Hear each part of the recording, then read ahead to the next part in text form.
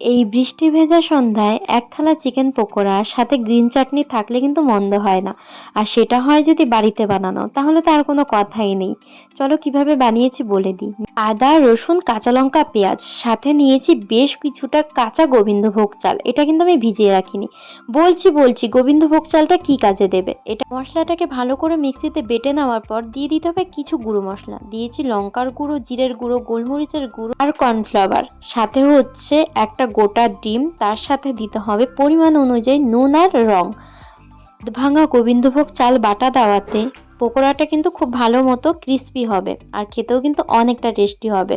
ব্যাস, এবার সুন্দর হাতগুলো দিয়ে যত্ন সহকারে খুব ভালো করে মেখে নিতে হবে। চিকেনটাকে ম্যারিনেট করে বেশ কিছুক্ষণ রেখে দিতে হবে। তার মধ্যে এখানে বানিয়ে নিতে হবে একটা পাতলা ব্যাটার।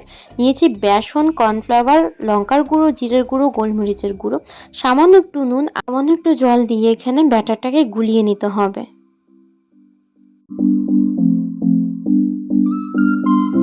আমি এখানে একটু খাবার সোডা অ্যাড করেছি, তোমরা চাইলে অ্যাড করতেও পারো, না করতেও পারো।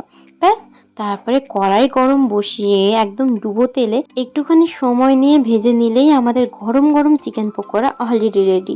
কে কে চিকেন পকোড়া খেতে ভালোবাসো আমাকে কমেন্টে জানিও। একটা চাটনি বানিয়ে নিতে হবে। নিয়েছি টমেটো, শুকনো লঙ্কা, কাঁচা লঙ্কা, ধনেপাতা।